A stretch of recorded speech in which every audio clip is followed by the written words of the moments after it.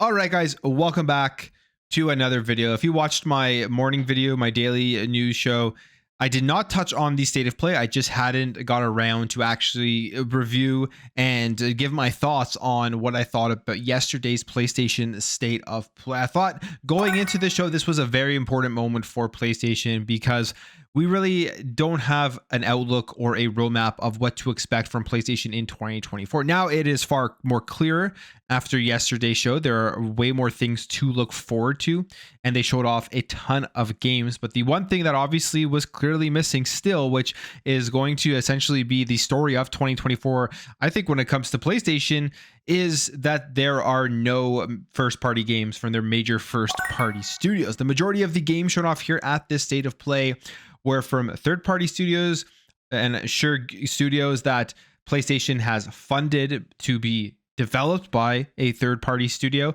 But other than that, a lot of these games are also available to be played on PC and also available to be played on Xbox. But let's go over the show because I actually thought I think it was a good show. If you forget about the first-party stuff, which is at this point we've kind of known 2024 wasn't going to be big on first-party content from PlayStation. We already knew that their studios, this is going to be their year where they kind of take it off to rein in some of their development and just work on the stuff that they already have in development, similar to what happened with 2022 with Xbox. 2024 is going to be that year for PlayStation.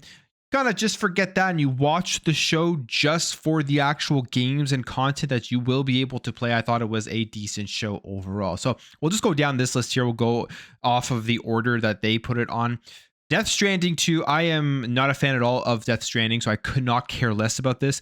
The Kojima Productions thing, don't really care about that either. Like, it could, we'll see what happens with his project where basically all of his culmination of years of development and everything he's ever created there, he's saying is coming to this point where it's basically going to be a movie and a game in one.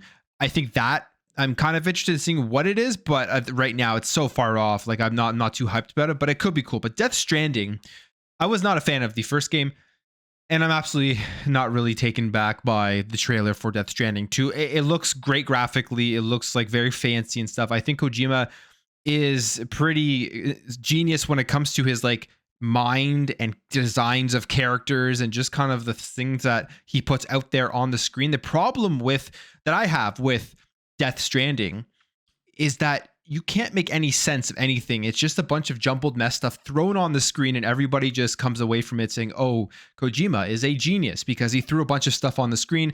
Nobody can really coherently put together what the story is about. I don't think I've ever really seen anybody actually sit down and be able to explain to me what Death Stranding is about. I'm sure there are some people out there that can, but the reality of the situation is if you walked away from Death Stranding 2 trailer and said, oh, I know what this game really is about, I would have a hard time believing you. So that's kind of my issue with this Death Stranding series. And the gameplay itself, I found it was extremely boring. I did play the first one, or I didn't finish it, but I jumped in and played over 10 hours of it, and I just found it boring. And to see Death Stranding 2, I couldn't care less about. Next up, Rise of the Ronin. I think this game looks phenomenal. This was Team Ninja's take, essentially, I think, on like Ghost of Tsushima. It kind of looks like that, and I am excited to eventually end up jumping into Rise of the Ronin, whether it's on PS5 or if it does later come to PC, because I don't think I'll be able to play day one just with my backlog, but it looks really, really cool. Until Dawn, never played the first one. Probably not going to play this one. It's a remaster of the Until Dawn game, which a lot of people do love, so that one did not interest me very much. Stellar Blade, this looks really cool. Nier Automata essentially is what it looks like to me, and it looks like, I guess, this studio's Shift Up's take on that game. But I mean, the character designs in this game look phenomenal, looks really awesome. So Stellar Blade, definitely excited to play, coming out in April on PlayStation 5 and PC. Dragon's Dogma 2, you're going to be able to play this wherever you want, PC, PlayStation, Xbox. Really, really cool looking game. I played the first one, never finished the first one. I do kind of want to jump back into the first one before this releases in March, but this is looking like another gem from Capcom. Like the graphics, the gameplay, everything they showed off with Dragon's Dogma, we've seen it multiple times already, looks phenomenal. Next game here, a game I'm really excited about, coming out on all the platforms, PlayStation, Xbox, PC, Sonic Shadow Generations. I can't wait to play this one. I loved Sonic Generations. It was one of my favorite games. And when we saw the leak that they were going to remastering again Sonic Generations, I was kind of confused, but now it makes sense. I'm actually now excited for this because they're adding in that additional Shadow the Hedgehog campaign, which looks cool, and then giving just a nice shine to the Sonic Generations game, which I love Sonic games. I love Sonic Generations. Putting those two together, excited for this one to come out. Silent Hill, the short message, and Silent Hill 2 remake. I mean, I've never been huge into Silent Hill, but the Silent Hill 2 looked pretty rough from what they did show off, and I feel like that one definitely needs to cook some more. Silent Hill, the short message. Not sure if I'm going to even play that one, but I'm sure the fans out there of Silent Hill are happy. I was seeing a little bit of banter though about Silent Hill 2 that a lot of people are just hoping that it stays right now in the oven before they do release it, because it did look rough around the edges, and they obviously were putting that out there to get people excited and to get people hyped up that they are actually remaking Silent Hill 2. Judas, this game looks phenomenal. This is one that you are going to be able to play on your Xbox. You're going to be able to play on your PlayStation and PC.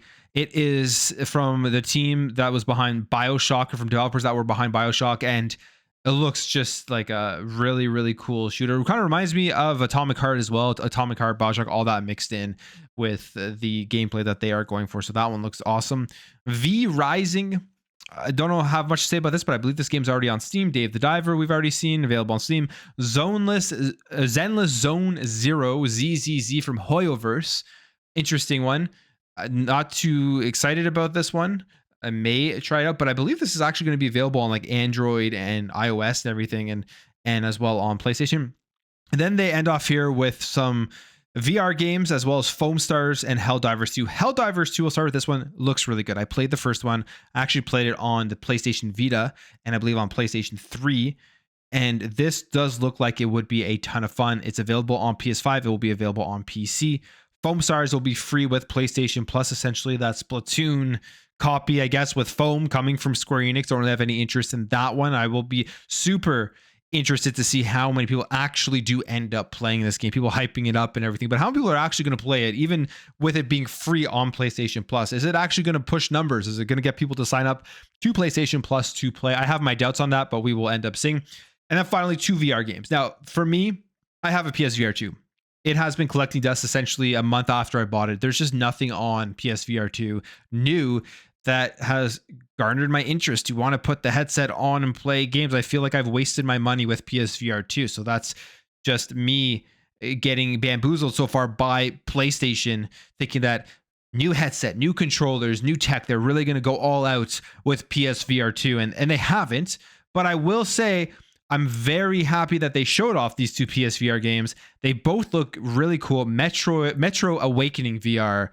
I can't wait to actually play this one. This, for me, now has me excited to finally put on my PSVR 2 headset and play a new game. I will be playing this one. We'll see how it all ends up looking and feeling, and if it is a actual legit cool Metro game to play in virtual reality. So it looks awesome. And then Legendary Tales, which I believe is already out.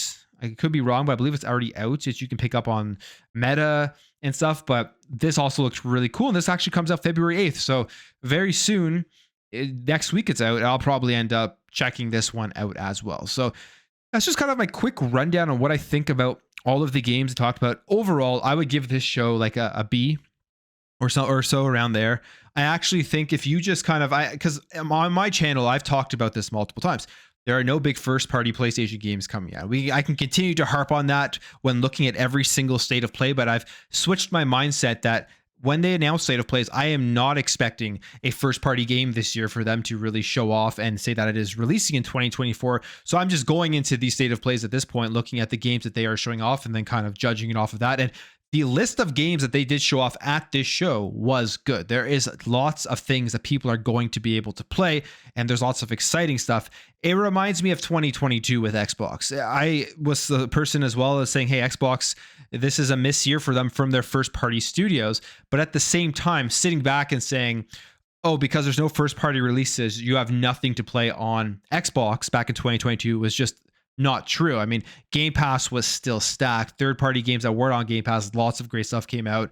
It was still a great year to play games on Xbox, and it'll be similar to this with PlayStation. But if you're somebody like me who only bought a PS5 essentially to play their first-party games, 2024 is going to be a very, very disappointing year. A lot of these games I'll probably just end up checking out on PC and just getting them there rather than being locked to my PS5 to play them, because I can play.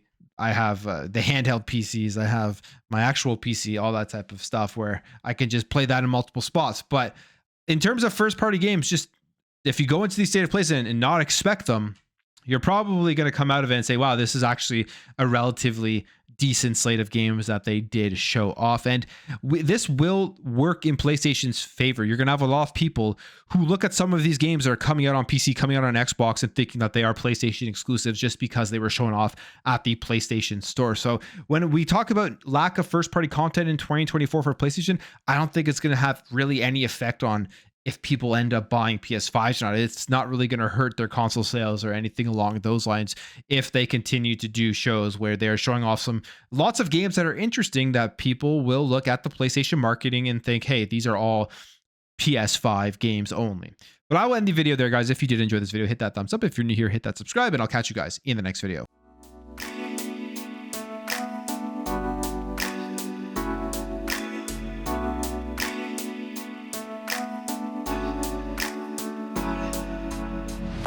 Bye.